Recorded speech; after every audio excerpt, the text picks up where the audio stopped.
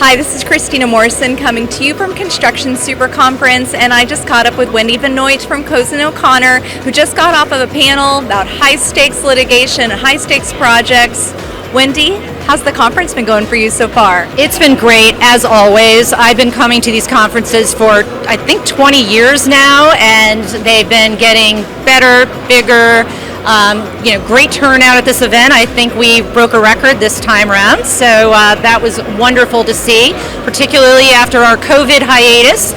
We all missed coming to these types of events. The networking is so invaluable. Great CLE as well.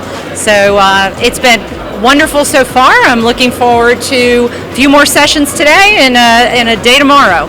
Great. Yes, it is certainly great to be back. We agree with that.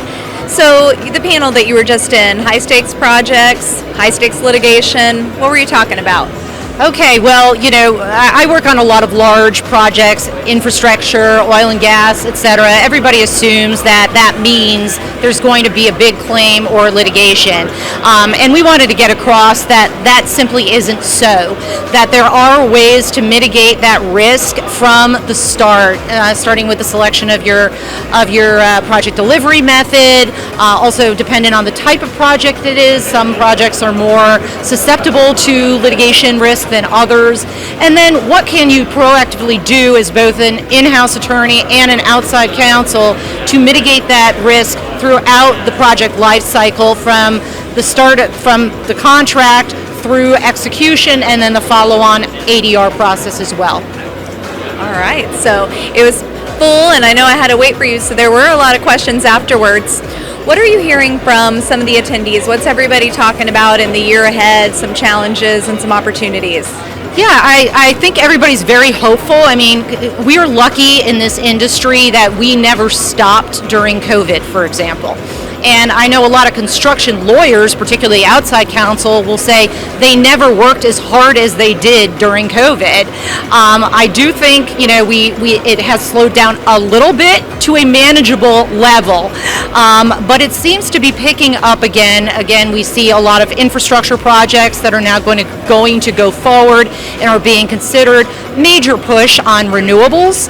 I personally am working on the first commercial scale offshore wind farm up in the Northeast, which has a lot of unique challenges because, of course, it's a new industry for the United States.